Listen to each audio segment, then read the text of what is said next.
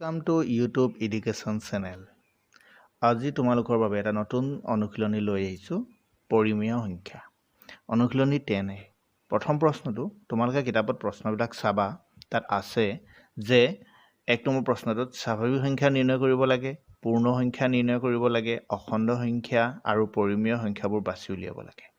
এতিয়া মই ইয়াত তোমালোকক দুই এটা কৰি দিছোঁ প্ৰথমটো আছিল স্বাভাৱিক সংখ্যা হয়নে ইয়াত চাবা তোমালোকে স্বাভাৱিক সংখ্যা ক'ৰ পৰা আৰম্ভ হয় 1ৰ পৰা আৰম্ভ হয় তো 1 2 3 4 5 6 এইদৰে যিবিলাক সংখ্যা আছে সেইবিলাক স্বাভাৱিক সংখ্যা এতিয়া আমাৰ ঠিক তেনেদৰে 25 আছে 19 আছে হয় নহয় এইবিলাক হ'ল স্বাভাৱিক সংখ্যা সো মই 25 লিখি দিছোঁ 19 লিখি দিছোঁ ঠিক আছে পূৰ্ণ সংখ্যা ক'ৰ পৰা আৰম্ভ হয় 0ৰ পৰা আৰম্ভ হয় সো 25 আৰু 19 এইকেইটাও পূৰ্ণ সংখ্যা আৰু 0ৰ পৰা আৰম্ভ হয় নহয় সেইকাৰণে 0 25 19 এইবিলাক কি হ'ব পূৰ্ণ সংখ্যা তাৰপিছত অখণ্ড সংখ্যা সংখ্যাৰেখাডালত যদি আমি বহাওঁ বাওঁফালৰ আৰু সোঁফালৰ এই সংখ্যাবিলাক মাইনাছত যে থাকে সেইবিলাক আমাৰ কি হয় অখণ্ড সংখ্যা নহয় জানো চ' মাইনাছ ইয়াত 7.5 এইটো এটা হ'ল আমাৰ অখণ্ড সংখ্যা হয়নে নহয় ঠিক তেনেদৰে -205 এটা আছে এনেকুৱাবিলাক কি হ'ব অখণ্ড সংখ্যা হ'ব আৰু পৰিমেয় সংখ্যা হ'লে p ডিভাইডেড বাই q আকাৰত লিখিব পাৰে নহয় জানো এনেকৈ p ডিভাইডেড বাই য'ত q2 0 হ'ব নালাগিব চ' q not equal to 0 তেতিয়াহ'লে ইয়াত কোনটো আছে বাৰু -7/2 আছে এইটো পৰিমেয় সংখ্যা 4 আছে 11 এইদৰে এই সংখ্যাবিলাক পৰিমেয় সংখ্যা ঠিক আছে তোমালোকে বাকিকেইটা নিজে বাছি বাছি তাৰ পৰা লিখি ল'বা welcome to YouTube education channel আজি তোমালোকৰ বাবে এটা নতুন অনুশীলনী 10A লৈ আহিছোঁ আহা আমি পাঠটো আৰম্ভ কৰোঁ অনুশীলনী 10A প্ৰথম প্ৰশ্নটো তোমালোকে কিতাপত চাবা তাত যিবোৰ অংক দিছে সেই অংকবোৰ কৈছে যে স্বাভাৱিক সংখ্যা হয়নে পূৰ্ণ সংখ্যা হয়নে অখণ্ড সংখ্যা হয়নে বা পৰিমেয় সংখ্যা হয়নে আমাক বাছি উলিয়াবলৈ কৈছে ঠিক আছে তো একেনে মই এইকেইটা লিখি ল'লোঁ স্বাভাৱিক সংখ্যা পূৰ্ণ সংখ্যা অখণ্ড সংখ্যা আৰু পৰিমেয় সংখ্যা এতিয়া প্ৰথমতে আমি এটা কথা জানিব লাগিব যে কোনবিলাকত স্বাভাৱিক সংখ্যা বুলি কোৱা হয় স্বাভাৱিক সংখ্যা সদায় ক'ৰ পৰা আৰম্ভ হয় 1ৰ পৰা আৰম্ভ হয় ঠিক আছে তো 1 2 3 4 এনেদৰে সেই সংখ্যাবিলাক আমি স্বাভাৱিক সংখ্যা বুলি কওঁ তো তেতিয়া স্বাভাৱিক সংখ্যা 1ৰ পৰা যাওঁতে ধৰা ইয়াত প্ৰথম আছে ধৰা 25টো তাৰ পাছতে চোৱাচোন তোমালোকে 19 ধৰা এনেকুৱাবিলাকক আমি কি লিখিম স্বাভাৱিক সংখ্যা শাৰীত লিখি দিম ঠিক আছে ঠিক তেনে পূৰ্ণ সংখ্যাটো ক'ৰ পৰা আৰম্ভ হয় 0ৰ পৰা আৰম্ভ হয় 0 1 2 3 4 এইবিলাক নহয় জানো তো সেইকাৰণে আমি পূৰ্ণ সংখ্যাত ইয়াত 0 এটা আছে 0ত আকৌ এই স্বাভাৱিক সংখ্যাকেইটাও পূৰ্ণ সংখ্যাত থাকে নহয় চ' 25 19 তেনেকৈ আৰু যিবিলাক আছে তোমালোকে বাছি বাছি লিখিবা তেতিয়া অখণ্ড সংখ্যা বুলি ক'লে আমি সংখ্যাৰ ৰেখাডালত যেতিয়া আমি বাওঁফালে বহাওঁ চব মাইনাছত যায় সোঁফালে যেতিয়া বহাওঁ তেতিয়া চব ধনাত্মকত যায় চ' আমাৰ অখণ্ড সংখ্যা বুলি ক'লে ইয়াত কোনটো হ'ব এই 25টো হ'ব আমাৰ হয়নে ঠিক তেনেদৰে আমাৰ কোনটো হ'ব -13 আছে যে এইটো হ'ব হয়নে নহয় আকৌ 19টো হ'ব ধৰা তো এনেদৰে যিবিলাক আছে এইবিলাক চব অখণ্ড সংখ্যা তোমালোকে লিখি ল'বা তাৰপিছতে পৰিমেয় সংখ্যা এতিয়া পৰিমেয় সংখ্যা বুলি ক'লে কি হ'ব পাৰে p ডিভাইডেড বাই q আকাৰত থাকিব লাগে আৰু এই q not equal to 0 হ'ব লাগে হয়নে ইয়াত এটা প্ৰথম আছে আমাৰ -1/3 আছে আৰু ধৰ 25টো পৰিমেয় সংখ্যা হয় নহয় হয় এতিয়া ধৰা 25 আছে নহয় 25টোক আমি আকৌ 25 তলত 1 এটা লিখি দিব পাৰোঁ নহয় 1 মানে কি এইটো 0 নহয় কিউটো 0 নহয় 25টো p চ' 25টো কি হ'ব পৰিমেয় সংখ্যা হ'ব ঠিক একেদৰে আমাৰ যদি ধৰা 0.25 আছে এইটো এটা পৰিমেয় সংখ্যা নহয় কেলে জানানে 25 আৰু দশমিকৰ পাছত দুঘৰ আছে না তলত আমি 100 হৈ যাব তেতিয়াহ'লে ইয়াক যদি আমি কাটি দিওঁ তেতিয়াহ'লে 25 1 গুণা 25 4 25 100 তেতিয়াহ'লে এনচাৰটো কিমান 1/4 হ'ব নহয় তেতিয়াহ'লে এই 25টো কি এইটো p/q আকাৰত আছে নাই তো তেতিয়াহ'লে কি হ'ব 0.25 এইটো কি হ'ব আমাৰ পৰিমেয় সংখ্যা হ'ব ঠিক তেনেদৰে তোমালোকে বাকীকেইটা কিতাপৰ পৰা কৰি ল'বা ঠিক আছে আমাৰ 2 নম্বৰ প্ৰশ্নটোত তলৰ পৰিমেয় সংখ্যাবোৰ হৰ আৰু লৱবোৰ লিখিবলৈ কৈছে চোৱাচোন যেতিয়া এটা ভগ্নাংশ থাকে ভগ্নাংশটো আমি লিখিলে সদায় তলটো কি বুলি কওঁ আমি হৰ বুলি কওঁ আৰু ওপৰটো লৱ বুলি কওঁ হয়নে এতিয়া ইয়াত চোৱা -9/17 আছে এই ভগ্নাংশটোত এতিয়া হৰ কোনটো হ'ব ইয়াত হৰ হ'ব 17 হ'ব আৰু লব হ'ব -9 ঠিক আছে লবটো হ'ব -9 ঠিক তেনেদৰে আৰু এটা মই তোমালোকক কৈ দিছোঁ চোৱাচোন -103 ডিভাইডেড বাই -301 ইয়াত আকৌ ওপৰে তলে মাইনাছ আছে আমি মাইনাছটো কাটি দিব লাগিব এইটো তোমালোকে ভুল নকৰিবা আগৰ অংকটোত এটাত মাইনাছ আছিলে সেইকাৰণে আমি কাটিব নোৱাৰিলোঁ কিন্তু এই অংকটোত তলৰ ওপৰে মাইনাছ আছে গতিকে আমি কাটি দিলোঁ তেতিয়াহ'লে ইয়াত কি হ'ব হৰ 301 হ'ব আমাক সেইটোৱে এই মাইনাছটো যে দি দিছিলে এইটো ভুল কৰাবৰ কাৰণেই দিছিলে ঠিক আছে আৰু লবটো কিমান হ'ব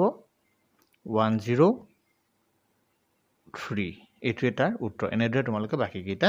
কৰি ল'বা ঠিক আছে এতিয়া তোমালোকক দিছে যে ধনাত্মক নিৰ্ণয় কৰিবলৈ কৈছে পৰিমেয় সংখ্যা আৰু কি কৰিবলৈ কৈছে ঋণাত্মক পৰিমেয় সংখ্যা নিৰ্ণয় কৰিবলৈ কৈছে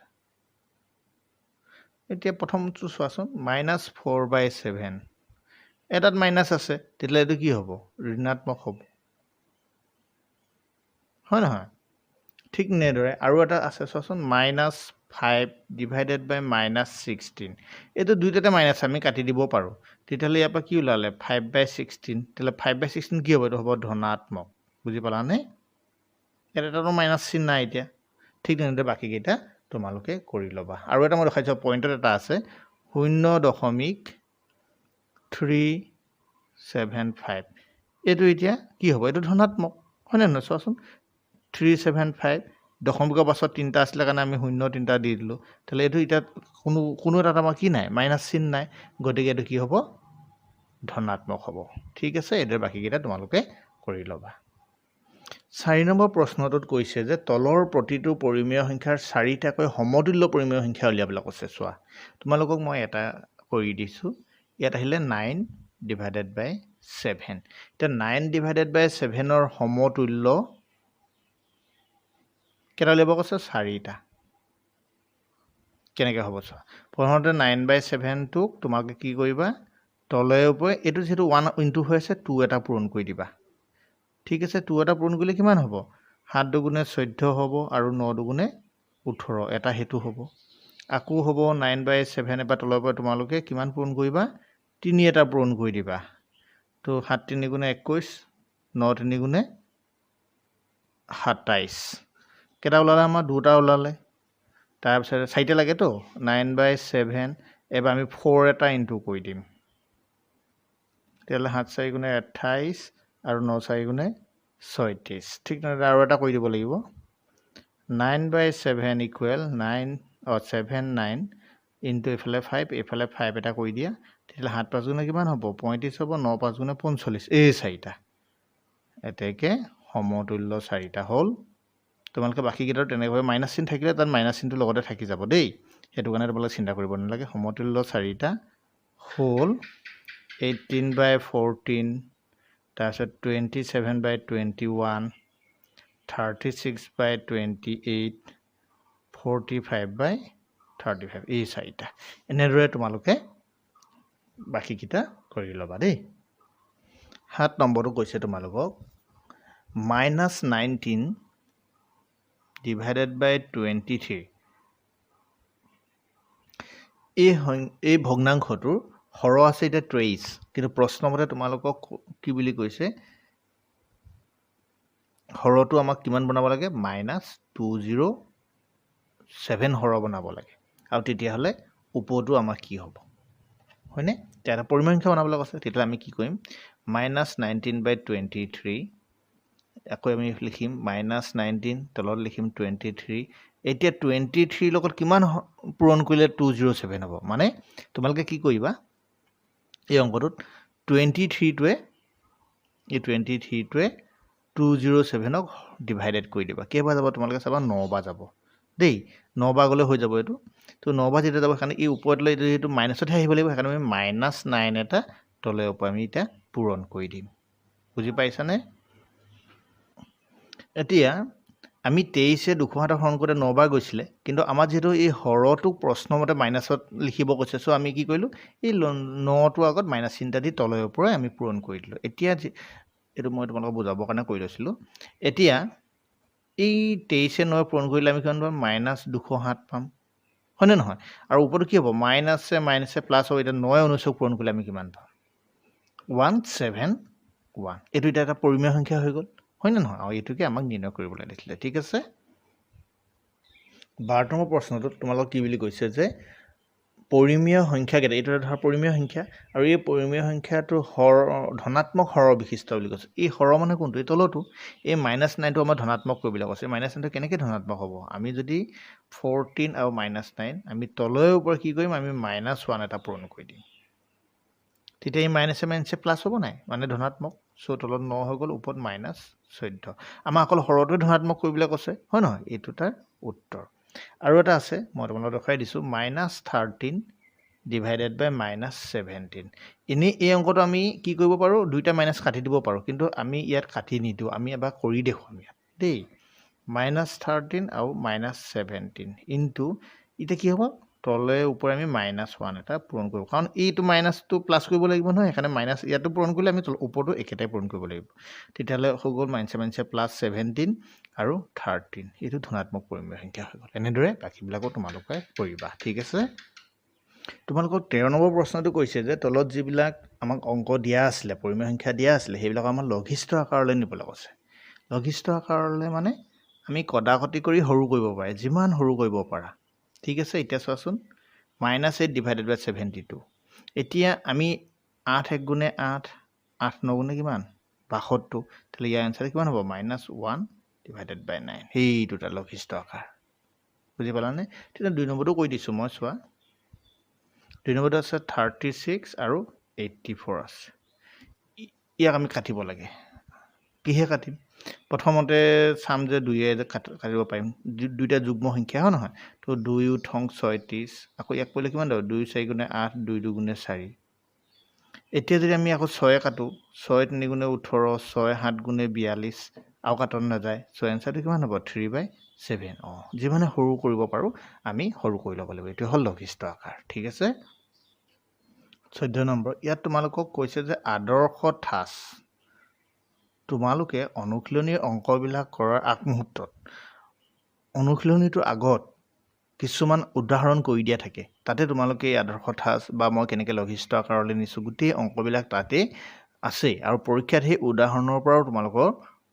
বহুতো অংক আহে গতিকে তোমালোকে সেইবিলাক নিজে ঘৰত প্ৰেক্টিছ কৰিবা এটা আদৰ্শ ঠাঁচ মানে যেতিয়া তুমি এটা ভগ্নাংশ লিখিবা ধৰা ওপৰত লব থাকে আৰু তলত হৰ থাকে হয়নে এই হৰটো কেতিয়াও কি হ'ব নোৱাৰিব মাইনাছ হ'ব নোৱাৰিব এই হৰটো সদায় গ্ৰেটাৰ দেন 0 হ'বলৈ লাগিব মানে ঠিক আছে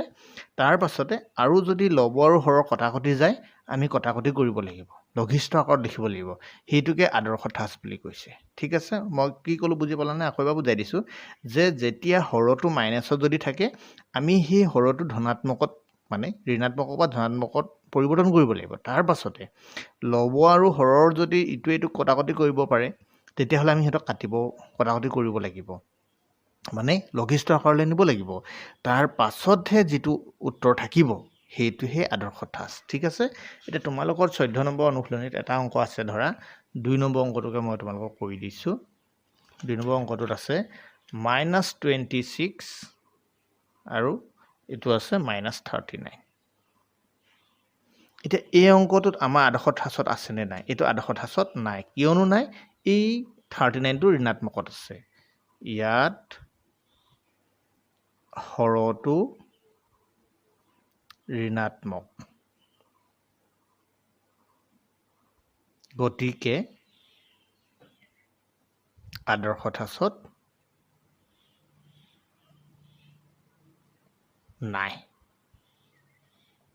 ঠিক আছে এতিয়া আমি আদৰ্শ ঠাঁচত নাই যে আদৰ্শ ঠাঁচত নিব লাগিব নহয় কেনেকৈ নিম এতিয়া আমি -26 -39 ইকুৱেল আমি অথনি ইয়াৰ আগত কৰা অংক নিচিনাকৈ আমি তলে ওপৰে কি কৰিম ইয়াত যিহেতু মাইনাছ আছে সেইকাৰণে মাইনাছ এটা পূৰণ কৰিলেহে আমি এই হৰটো ধনাত্মক হ'ব হয় নহয় এই ওপৰটো ধনাত্মকে হওক ঋণাত্মকে হওক আমাৰ লবৰটো কথা নাই এই অংকটোৰ কাৰণে এই ধনাত্মক হৈ যাব কিন্তু নহ'লেও একো আপত্তি নাই ঠিক আছে তো এতিয়া আমি কিমান পামগৈ -মাইনাছে প্লাছ আকৌ ওপৰটো -মাইনাছে প্লাছ এতিয়া আমি সিহঁতক কাটন যাব নেকি আমি সেইটো চাব লাগে যদি কাটন যায় তেতিয়া কাটিব লাগিব তেতিয়াহে এইটো আদৰ্শ ঠাঁচ হ'ব এতিয়া কি হ'ব এইটো 39 এইটো 26 এতিয়া আমি কটাকটি কৰিব পাৰিম নেকি পাৰিম আমি জানো নহয় 13 যাব তিনি তেৰং কিমান হ'ব 39 হ'ব আৰু 2 তেৰং কিমান 26 হ'ব তেতিয়াহ'লে আমি এনসাৰটো কিমান পাম 2 ডিভাইডেড বাই 3 তেতিয়াহ'লে এই দুইটা আধা কথা আছে ইয়াত হৰটো ধনাত্মক আছে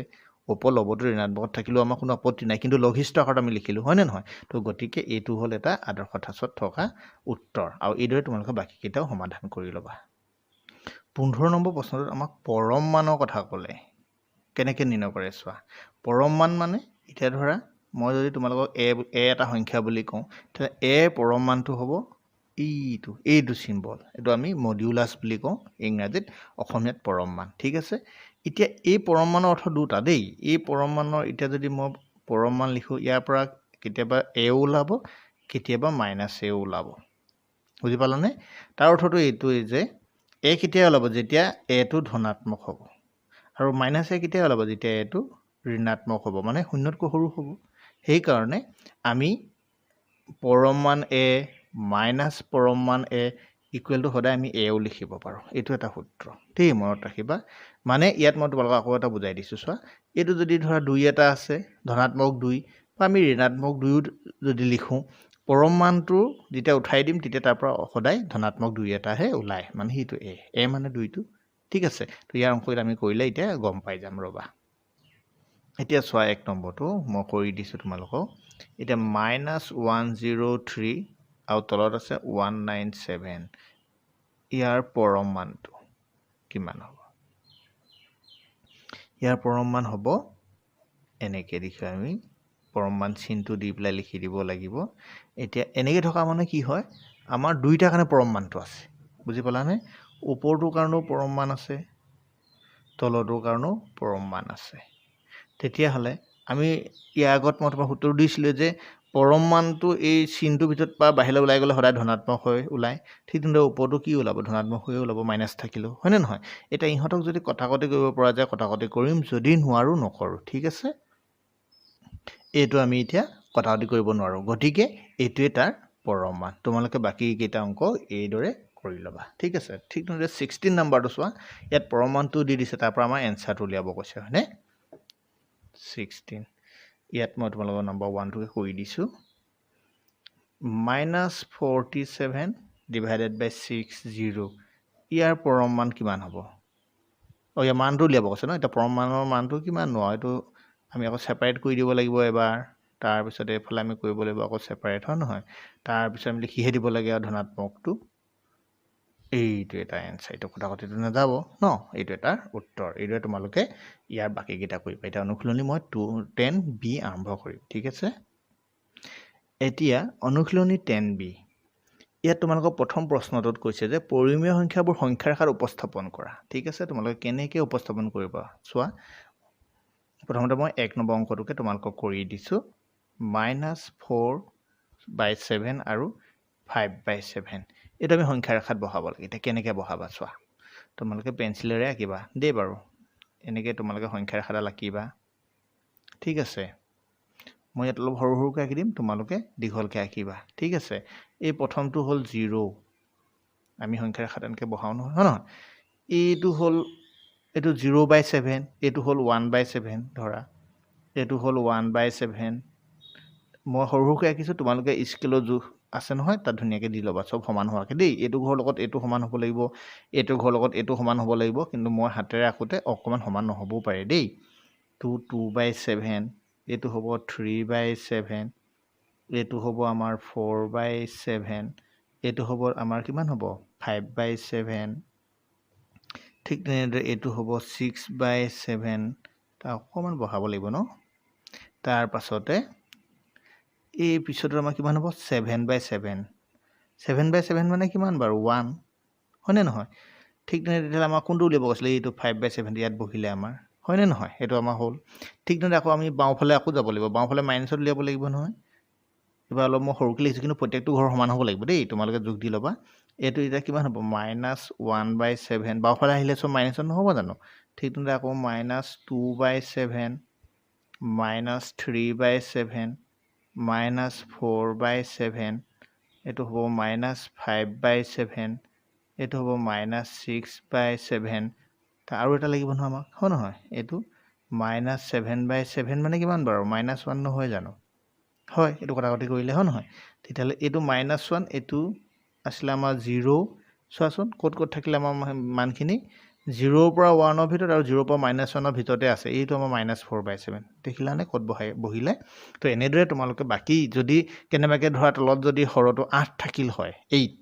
তেতিয়াহ'লে আমি কি লিখিলোহেঁতেন 1/8 2/8 এনেকৈ লিখি গৈ থাকিলোহেঁতেন তো 1/8 আৰু 2/8 তেনেকৈ 3/8 4/8 এনেকৈ আমি য'ত 8/8 পালোহেঁতেন তাত তেতিয়া কিমান হ'লহেঁতেন 1 হ'লহেঁতেন ঠিক তেনেদৰে তোমালোকে ইয়াৰ বাকী অংককেইটা সংখ্যা ৰেখাত উপস্থাপন কৰি ল'বা ঠিক আছে এইটো ভালকৈ আকৌ চাই ল'বা দেই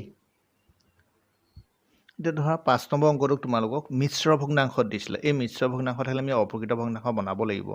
এইটো হ'ব 3 3 × 3 3 2 5 হয় নহয় তো মাইনাছ চিনটো থাকিবই বাৰু এইটো ওপৰত দিবা ইয়াত 3টো সৰহটো থাকিবই 3 2 6 1 7 ঠিক আছে এইটো এতিয়া তোমালোকে সংখ্যা ৰেখাত বহাই দিব লাগিব হয়নে মই আকৌ এবাৰ কৰি দেখুৱাইছোঁ এটা এইটো ধৰা 0 হ'ব নহয় এইফালে তোমাৰ কিমানলৈকে যাব লাগিব 7/3 এতিয়া বহুত যাব লাগিব আমি হয় নহয় চোৱা এইটো প্লাছটো প্ৰথমতে কৰি লওঁ 5/3 ন প্ৰথমটো হ'ব তোমাৰ 1/3 হ'ব তাৰপিছতো 2/3 হ'ব তাৰপিছতো 3/3 3/3 মানে কিমান আমি 1 এটা পালোঁ এইটো 0 এইটো 1 হয় নহয় তাৰপিছত আহিলে আকৌ তুমি গৈ থাকা কণ্টিনিউ কৰি দিব লাগিব 4/3 তাৰপিছতে ইটো পাবা 5/3 তাৰপিছত আমি পাম কিমান 6/3 6/3 মানে কিমান 3 6 কৰিলে কিমান যাব 2 যাব হয় নহয় এতিয়া আমাক কৈছিলে 5/3 এইটো 5/3 মানে 1ত পাৰ হৈ গৈ পাইছে হয় নহয় ঠিক তেনেদৰে মাইনাছত লিখিবলৈ মাইনাছত 7/3 কৈছে এইটো চব সমান লিখিবা দেই মই মানে বুজাবৰ কাৰণে অলপ সৰুকৈ দি লৈছোঁ এইটো -1/3 এইটো -2/3 এইটো -3/3 -3/3 মানে কিমান হ'ব এইটো -1 নহ'ব জানো ঠিক তেনেদৰে আহিলে -4/3 তাৰপিছত -5/3 তাৰপিছত আহিলে -6/3 -6/3 মানে 3 যদি 6 সৰণ যায় কিবা যাব এইটো -2 হয় নহয় তাৰপিছতে এইটো আহিলে -7/3 এইটো আমি আঁকিব লাগিব যেতিয়া আমি -7/3 পালোঁ তোমালোকে এইটো -1 -2 ইয়াত -3টোলৈকে তোমালোকে লিখি দিবা তেতিয়া এইটো শুৱনি হৈ যায় ঠিক আছে এই অংকটোত আমাক কৈছে যে -4/5 আৰু -2/3 তাৰ মাজত কেইটা আছে বুলি কৈছে 5টা পৰিমেয় সংখ্যা লিখিবলৈ কৈছে কিন্তু আমি প্ৰথমতে এনেদৰে থাকিলে প্ৰথমতে আমি এই ইয়াত হৰ 5 আছে ইয়াত হৰ 3 আছে প্ৰথমতে ইহঁতৰ লসাগু লৈ ইহঁতৰ হৰ দুটা একে কৰিব লাগিব এতিয়া 5 আৰু 3 লসাগু কিমান হ'ব 5 আৰু 3 লসাগু দুটা বেলেগ বেলেগ হয় নহয় কাৰণ 5 আৰু 3 সিহঁতৰ দুটা পূৰণ কৰি দিব লাগিব 5 পূৰণ 3 মানে 15 এতিয়া আমি প্ৰথমতে আমি অংকটো কৰিব লাগিব -4/5 ইকুৱেল আমি 15 বনাব লাগিব দেই -4 এতিয়া 5লৈ কিমান পূৰণ কৰিলে 15 হ'ব 3 পূৰণ কৰিলে 15 হ'ব চ' 3টো অকল তলত পূৰণ কৰিলে নহ'ব ওপৰতো পূৰণ কৰিব লাগিব চ' এইটো 15 হ'ল আৰু এইটো -12 ঠিক তেনেদৰে আৰু এটা আছিলে নহয় -2/3 ইয়াকো আমি হৰটো একে বনাই ল'ব লাগিব পূৰণ এতিয়া আমি ওপৰতলৈ 5টো পূৰণ কৰিব লাগিব তেতিয়া 15 হ'ব তো ইয়াতো 15 হ'ল আৰু 5 দুগুণে 10 হ'ল হ'লনে এতিয়া আমাক কৈছে যে ইহঁতৰ মাজত থকা কেইটা আমাক লিখিব কৈছে পৰিমেয় সংখ্যা 5টা এতিয়া 5টা লিখিবলৈ কওঁতে আমি কিমান পূৰণ কৰিব লাগিব এতিয়া 5টা কৰোঁতে আমি এটা বেছিকৈ পূৰণ কৰিব লাগিব ইয়াৰ লগত পূৰণ 6 এটা পূৰণ কৰি দিব লাগিব বুজি পালানে ঠিক ইয়াতো কৰিব লাগিব আমি পূৰণ 6 এটা তলৰ ওপৰত পূৰণ কৰি দিব লাগিব এতিয়া কিমান হ'ব চোৱা এতিয়া 5 উলং কিমান 5 উলং 80 আৰু 6 বাৰং কিমান 72 এইটো মাইনাছ আছে ঠিক তেনেদৰে 6 পোন্ধৰ কিমান 6 পোন্ধৰ মোৰ 80 নহয় ন 6 পোন্ধৰ 90 মোৰ ভুল হৈ গৈছিলে দেই 6 পোন্ধৰ 90 আৰু 6 পোন্ধৰ কিমান 90 আৰু ইয়াত কিমান হ'ব -60 এতিয়া আমি 5টা ইহঁতৰ মাজত পৰিমেয় সংখ্যা লিখিব লাগে চোৱা এতিয়া এইফালে -72/90 হ'ল নাই এইফালে এতিয়া কমি কমি গৈ থাকিব ন এতিয়া -72/90 এইফালৰ পৰা আমি সিতালৈকে লিখিব লাগিব এতিয়া ধৰা এটা আহিলে -71/90 তাৰপিছত আমাৰ কিমান আহিব -70/90 আহিব তাৰপিছতে -69/90 আহিব তাৰপিছত আমাৰ কিমান আহিব 68/90 আহিব হয়নে এটা দুটা তিনিটা চাৰিটা হ'লেই -67/90 আহিব আৰু নিলিখিলেও হ'ব আমি -60/90 পাঁচটাহে আমাক যিহেতু কৈছিলে এটা দুটা তিনিটা চাৰিটা পাঁচটা গতিকে আমি ইহঁতৰ মাজত থকা সেইকাৰণে এই দুটাক আমি বন্ধনীৰ বাহিৰত ৰাখিছোঁ ঠিক আছে তো এইটো এটা উত্তৰ আমাক 3 নম্বৰ প্ৰশ্নটোত কৈছে যে পৰিমেয় সংখ্যাবোৰ তুলনা কৰা মানে এই দুটাৰ ভিতৰত কোনটো ডাঙৰ বা সমান বা সৰু এইটো আমাৰ নিৰ্ণয় কৰিবলৈ কৈছে এতিয়া আমি জানো এই দুটা অংকত এই মাইনাসটো তলত থকা ওপৰত থকা একেটাই কথা হয় নহয় আমি এইটো যদি মাইনাসটো তলৰ ওপৰে ধৰা এইটো 7 আছে -13 আছে ন আমি তলৰ ওপৰে যদি -1 এটা পূৰণ কৰি দিওঁ তেতিয়াহ'লে এইটো আমাক কিমান পালোহেঁতেন আমি -7/13 পালোহেঁতেন নে তাহলে ওপৰত আকৌ এইটো -7/13 আছে এটাকে দুইটা কি হ'ব সমান হ'ব এটাকে 7/-13 is equal -7/13 এইটো সমান ঠিক তেনেদৰে তোমালোকক মই 3 নম্বৰটো কৈ দিছোঁ চোৱা 4/7 আৰু 7/9 এতিয়া এইটো এই অংকটোত কৰিবলৈ যাওঁতে আমি দুইটাতে হৰটো বেলেগ বেলেগ আছে আমি হৰটো একেই কৰিব লাগিব ঠিক আছে এতিয়া আমি প্ৰথমতে 7 আৰু 9 ৰ লসাগু উলিয়াব লাগিব 7 আৰু 9 ৰ লসাগু 7 আৰু 9 ৰ লসাগু 7 9 কিমান 63 তোমালোকে লসাগু উলিয়াব জানা গতিকে লসাগুটো উলিয়াই চাবা ঠিক আছে এতিয়া আমি কি কৰিব লাগিব 4/7 এতিয়া আমি 7 লগত কিমান পূৰণ কৰিলে 63 হ'ব 9 এটা পূৰণ কৰিব লাগিব হয়নে সো 7 9 গুণে 63 4 9 গুণে 34 ঠিক তেনেদৰে আমি 7/9 বনাব লাগিব 7/9 এতিয়া 9 7 এতিয়া 7টো পূৰণ কৰিব লাগিব হয় নহয় সো এফালে হ'ল 49 এফালে হ'ল 63 এতিয়া এটাত আছে 63 ভাগৰ 34 আৰু এটাত আছে 63 ভাগৰ 49 এটা কোনটো ডাঙৰ আমি হেতু এতিয়া ইয়াত লিখি দিলে হৈ যাব এতিয়া এটাকে কি হ'ব এইটো 49 টো ডাঙৰ নহয় জানো 36 ত কৈ সেইকাৰণে 36 divided by 63 less than 49 divided by 63 অৰ্থাৎ আমি এইটো নিজে কৰিহে পাইছো আমাক কিন্তু প্ৰশ্নটোলৈ যাব লাগিব প্ৰশ্নটো কি আছিল এইটো 4/7 আৰু 7/9 আছিল তেতিয়াহলে 36/63 মানে কোনটো আছিল 4/7 এইটো সৰু কাটকৈ সৰু 49/63 মানে কিমান 7/9 ঠিক আছে এইদৰে তোমালোকে বাকি অংককিটাও কৰি লবা ঠিক একেদৰে ধৰা 5 নম্বৰ অংককিটা যে তোমালোকক কৰিবলৈ দিছে ইয়াত কোনটো পৰিমেয় সংখ্যা ডাঙৰ বুলি হৈছে এইটো আমি ইয়া আগত কৰি দিয়া এই 3 নম্বৰ প্ৰশ্নৰ অংককিটাৰ লগত সম্পূৰ্ণ একেই দেই সেম তোমালোকে হেইত লগত মিলাই কৰি দিবা অংকটো এতিয়া 6 নম্বৰ প্ৰশ্নটো এতিয়া 6 নম্বৰ আৰু 7 নম্বৰ প্ৰশ্নটোত এটাত দিয়া আছে তোমালোকক ঊৰ্ধ্বক্ৰম বুলি দিয়া আছে আৰু এটাত অৰ্ধক্ৰম বুলি দিয়া আছে এতিয়া ঊৰ্ধ্ব মানে কি জানিছানে সৰুৰ পৰা ডাঙৰলৈ তোমালোকে সজাই লিখিব লাগিব আৰু অৰ্ধ মানে কি জানিছানে ডাঙৰৰ পৰা তোমালোকে সৰুলৈ সজাই লিখিব লাগিব অংকটো এতিয়া তোমালোকে 6 নম্বৰ একটো চোৱা -3/5 দিছে -4/5 দিছে -2/5 দিছে আৰু -1/5 দিছে আমি প্ৰথমতে ইহঁতক কিহত সজাবলৈ ঊৰ্ধ্বক্ৰমত সজালে পাওঁ চোৱাচোন আমি জানো যিমানেই বাওঁফাললৈ আহি থাকে সিমানে কি হৈ থাকে সৰু হৈ আহি থাকে সো প্ৰথমতে একেবাৰে শেষত এইটো হ'ব লাগিছিল -4 হ'ব লাগে হয়নে নহয় তাৰ আগত হ'ব লাগে -3 হ'ব লাগে তাৰ আগত হ'ব লাগে -2 তাৰ আগত হ'ব লাগে -1 হয় নহয় এতিয়া কি কৰিব লাগিব তাৰ পাছৰ লাইনটোত আমি প্ৰত্যেকৰ তলত 5ৰে ধৰা হৰণ কৰি দিছো হয়নে এইটো এটা উত্তৰ সৰুৰ পৰা ডাঙৰলৈ যোনফালে এইটো মুখখন মেল খাই থাকিলে ডাঙৰ হয় নহয় তো এইটো এটা ঊৰ্ধ্বক্ৰমলৈ সজাই দিব কাৰণে যদি কোনো এটা অংক ধৰা এই আমাৰ এই ধৰা হৰটো একেই নাথাকে তেতিয়া আমি হৰটো একেই সবতে বনাই ল'ব লাগিব সেইটো কেনেকৈ কৰিম আমি লসাগু আৰু এটা কৰি দিছো তোমালোকক এতিয়া 4 নম্বৰ প্ৰশ্নটোত চোৱাচোন -½ -5/6 -1/4 -2/3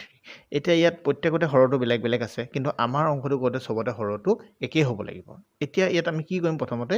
এই হৰকেইটাৰ পৰা আমি লসাগু উলিয়াম প্ৰথমতে 2 আছিলে 6 আছিলে 4 আছিলে 3 আছিলে 2 এ হৰণ যাব ইয়াক এবাৰ যাব ইয়াক তিনিবাৰ যাব ইয়াক দুবাৰ যাব ইয়াক নাযায় হয় নহয়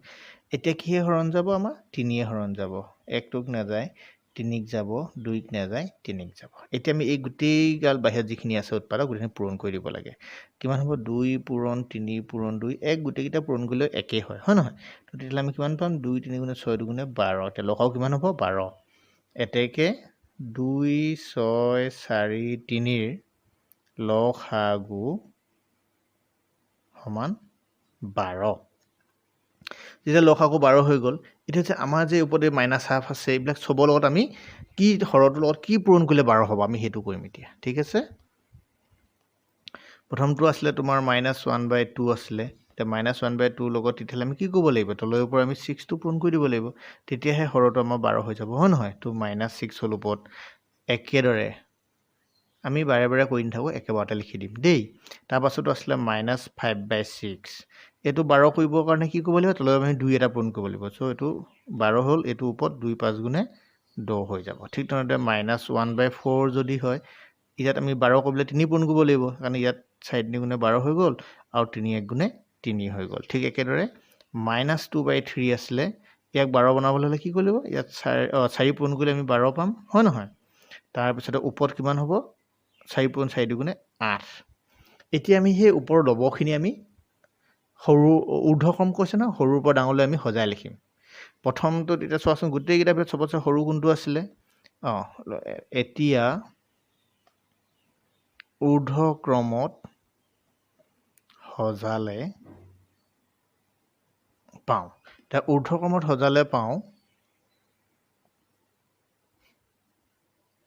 এতিয়া গোটেইকেইটা ভিতৰত চোৱাচোন প্ৰথমটোত আছিলে আমাৰ -6 আছিলে তাৰপিছত -10 -3 -8 চবতছে চাব গ'লে -10টোৱে চবতছে সৰু আছিলে -10ৰ আগত কোন আছিলে -10ৰ আগত থকা সংখ্যাটো হ'ল -8 তাৰ আগত থকা সংখ্যাটো হ'ল -6